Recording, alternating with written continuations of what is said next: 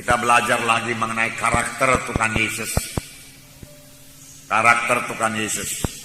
Karena firman Tuhan berkata, barang siapa yang ada dalam Tuhan Yesus, dia wajib hidup sama sebagaimana Yesus hidup.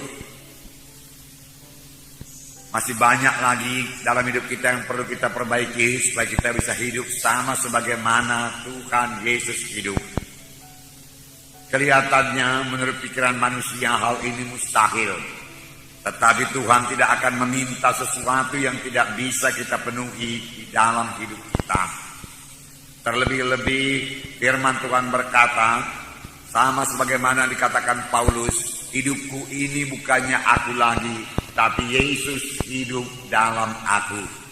Yesus hidup di dalam saudara. Yesus hidup dalam saya. Ada Roh Kudus dalam saudara, ada Roh Kudus dalam saya. Roh Kudus itu hidup, Roh Kudus itu berkuasa. Dan firman Tuhan berkata, Roh Kudus akan memimpinkan kita kepada segala kebenaran. Roh Kudus akan menuntun kita. Roh Kudus akan menyanggupkan saudara untuk menolak semua dosa. Roh Kudus akan memperingatkan saudara, menerangkan kepada saudara mana sifat-sifat yang tidak berkenan kepada Tuhan, mana kesombongan kita, kemalasan kita, segala sesuatu yang tidak berkenan kepada Tuhan diterangkan semua oleh Roh Kudus kepada kita kalau kita mau dengar-dengaran kepada Roh Kudus. Dan yang perlu bagi kita yaitu mematuhi Roh Kudus, niscaya hidup kita berubah, damai dan sejahtera. Sebenarnya bukan hanya hidup, kita juga perlu melayani sama sebagaimana Yesus melayani. Yesus melayani, membawa firman Tuhan dan membawa kuasa Tuhan. Yang menyembuhkan yang sakit, yang mengusir setan. Siapakah sekarang yang dipakai Tuhan untuk melaksanakan hal ini?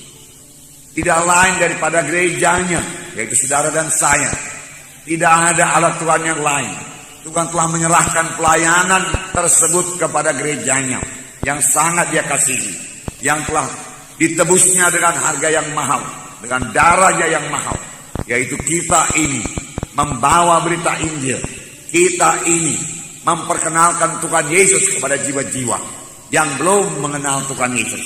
Kita inilah yang dipakai Tuhan untuk menyatakan kuasa Tuhan yang belum berubah itu. Kita inilah, saudara dan saya, yang dipakai Tuhan untuk berdoa bagi orang sakit, lalu orang itu akan sembuh. Kita inilah yang dipakai Tuhan untuk meletakkan tangan seorang sakit, lalu orang itu akan sembuh. Kita inilah yang dipakai Tuhan untuk mengusirkan setan di dalam nama Yesus, dan setan mesti pergi di dalam nama Yesus. Amin, saudara. Jadi kitalah yang dipakai Tuhan.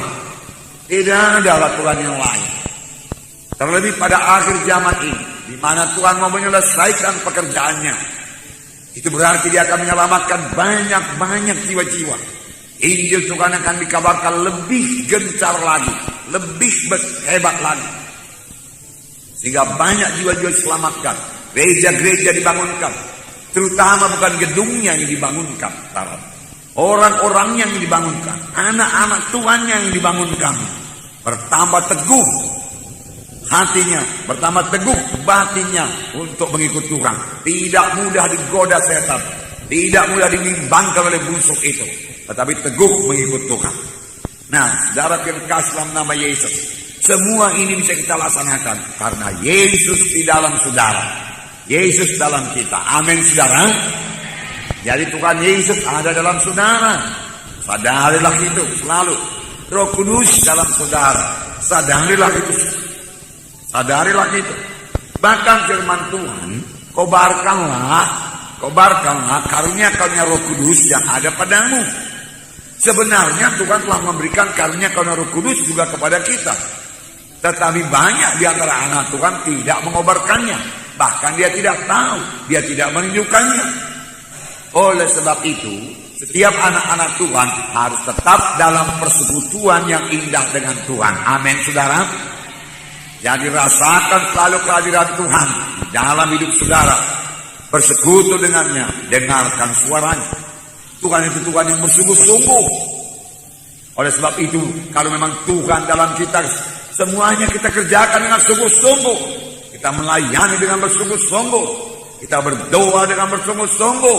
kita mengasihi dengan bersungguh-sungguh, kita mengampuni dengan bersungguh-sungguh. Amin, saudara. Hanya kehendak daging saja saudara yang menahan kita untuk bersungguh-sungguh. Nah, Tuhan Yesus bersungguh-sungguh dalam melaksanakan kehendak Bapanya. Tuhan Yesus berkata dalam Yohanes 4 ayat 34, saya membacakan kepada saudara bagaimana kesungguhan hati Tuhan Yesus. Yohanes 4 ayat 34. Saya membacakan. Yohanes 4 ayat 34. Sini dikatakan, kata Yesus kepada mereka, makananku ialah melakukan kehendak Dia yang mengutus aku dan menyelesaikan pekerjaannya. Sini dikatakan, makananku ialah melakukan kehendak Dia yang mengutus aku dan menyelesaikan pekerjaannya. Murid-murid membawa makanan kepada Tuhan Yesus. Tapi Tuhan Yesus perlu mengerjakan pekerjaan Tuhan. Dia kerjakan lebih dahulu pekerjaan Tuhan. Sehingga dia berkata, makananku yaitu mengerjakan pekerjaan Bapakku yang mengutus aku. Dia sangat sungguh-sungguh bekerja. Bahkan sampai jauh-jauh malam dia mendoakan orang yang sakit, dia menyembuhkan yang sakit. Sampai ibunya dan saudara-saudara yang berkata, dia sudah tidak waras lagi. Karena giatnya bekerja, karena sungguh-sungguh hatinya bekerja. Tuhan minta kita juga bekerja dengan sungguh-sungguh. Dalam Roma 12 ayat 11. Roma 12 ayat 11. Di sini dikatakan, Roma 12 ayat 11. Janganlah hendaknya kerajinanmu kendor, biarlah rohmu menyala-nyala dan layanilah Tuhan. Janganlah hendaknya kerajinanmu kendor, biarlah rohmu menyala-nyala, layanilah Tuhan. Di dalam hati kita ini ada semangat yang menyala-nyala untuk melayani Tuhan. Tanpa semangat yang menyala-nyala, dengan mudah kita akan menyerah dalam pekerjaan Tuhan ini. Karena pada waktu kita mulai melayani Tuhan, di situ setan mulai menaruh semua halangan-halangan supaya kita mundur daripada pelayanan. Sebenarnya kalau kita bertekun dan mohon kuasa Tuhan dan bersandar kepada Tuhan, kita pasti sanggup mengatasi semua halangan-halangan yang ditaruh setan. Hingga kita menang dalam pelayanan dan sampai kepada maksud Tuhan. Dan itu adalah hal yang paling indah dalam hidup ini. Sampai kepada kehendak dan maksud Tuhan.